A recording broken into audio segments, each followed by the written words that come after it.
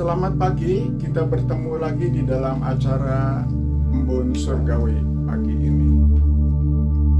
Pagi ini kita akan merenungkan dengan judul Anak Panah yang Cemerlang. Sebelumnya mari kita berdoa dahulu. Bapa yang di surga, terima kasih Tuhan atas kemurahan-Mu, anugerah-Mu. Kami boleh ada kesempatan untuk membagikan firman Tuhan yang Tuhan sudah berikan pada hamba-Mu untuk dialirkan, dan juga biarlah Tuhan siapkan hati kami, baik yang menyampaikan maupun yang mendengar, Bapak, Ibu, dan Saudara.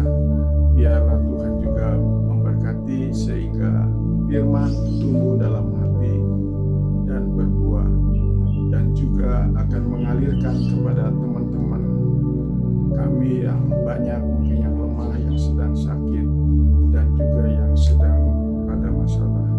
Terpujilah nama-Mu Tuhan, kiranya Roh Kuduslah yang memimpin hamba. Dalam nama Yesus kami serahkan doa ini. Amin.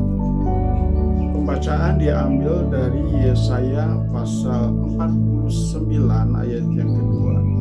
Ia telah membuat mulutku sebagai pedang yang tajam dan membuat aku berlindung dalam naungan tangannya. Ia telah membuat aku menjadi anak panah yang runcing dan menyembunyikannya aku dalam tabung panahnya. Demikianlah firman Tuhan. Berbahagialah yang mendengar, membaca, menghafal, mempelajari, dan juga merenungkan serta mempraktekkan dengan pimpinan Roh Kudus. Pada waktu saya honeymoon ke Solo, di sana saya mengikuti kebaktian yang khotbahnya adalah Pendeta Yules Sumual. Saya mendapatkan 4 sifat panah. Kemudian setelah lama pulang ke Bandung, saya mendapatkan tambahan.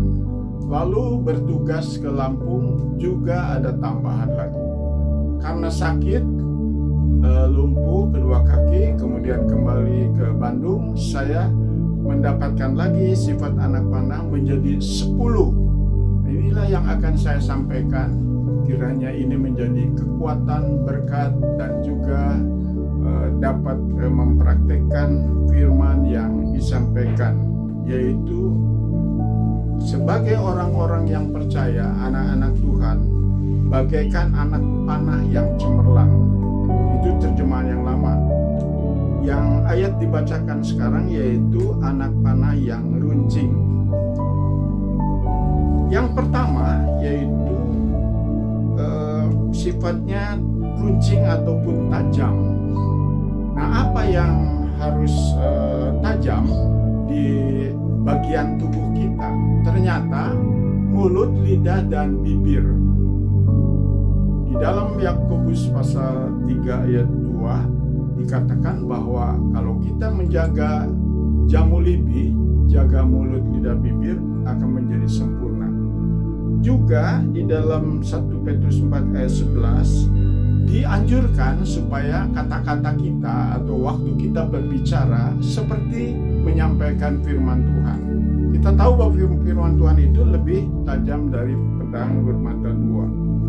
Jadi sangat dibutuhkan kata-kata kita untuk membangun, untuk memberikan semangat, bahkan dikatakan menjadi obat. Jadi bukan hanya bergembira, juga perkataan kita menjadi obat bagi orang banyak. Yang kedua yaitu anak panah perlu kuat. Ya. Kalau ingat kuat, langsung saya ingat dalam Yosua 1 ayat 7-9. Kiranya engkau kuat dan teguh. Dan itulah dipraktekkan oleh Yosua dan Kaleb. Kita bangga bisa mengalahkan 41 kerajaan. Luar biasa, kerajaan yang besar-besar. Kecuali ada satu yang kecil, itu karena ulah seseorang yang tidak taat, yaitu Akan, yang dihukum di lembah Akor.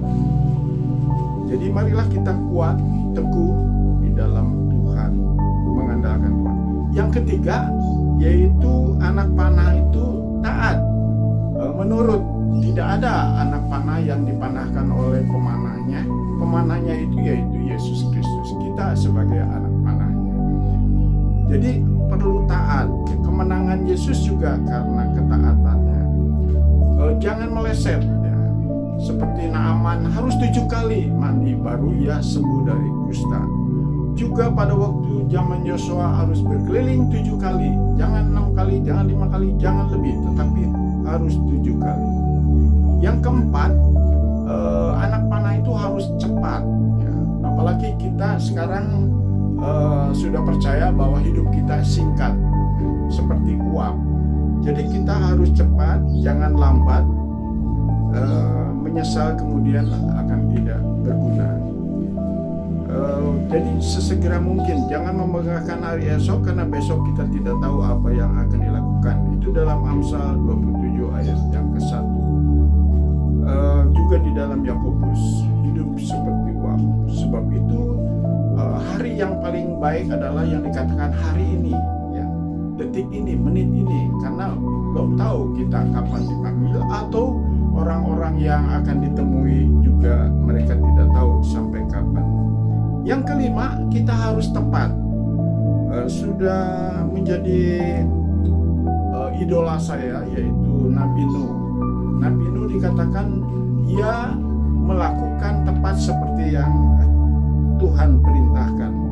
Jadi mari kita teliti, cermat supaya tepat. Jangan sampai kita melakukan firman Tuhan dengan salah ya. Yang keenam, harus berani. Anak panah itu tidak ada yang takut. Kemana saja diarahkan oleh pemanahnya, musuhnya siapapun, ia berani.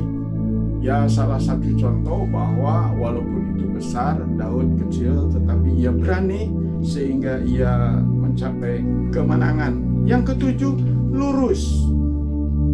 Jangan sampai menyimpang lirik kanan. Petrus sudah mengalami hal yang bagus, yaitu bisa jalan di atas air, tetapi karena ia melirik kiri kanan maka ia jatuh. Demikian juga istri Lot yang menoleh ke belakang sehingga ia menjadi tiang garam.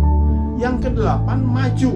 Di dalam Ibrani 10 ayat 38-39 bahwa anak-anak Tuhan itu bukan orang yang mundur, tapi maju terus, makin dewasa, apalagi sasaran kita yaitu menjadi sempurna seperti Bapa di surga. Jadi maju terus, jangan putus asa, fokus kepada Yesus maka tidak putus asa dan lemah.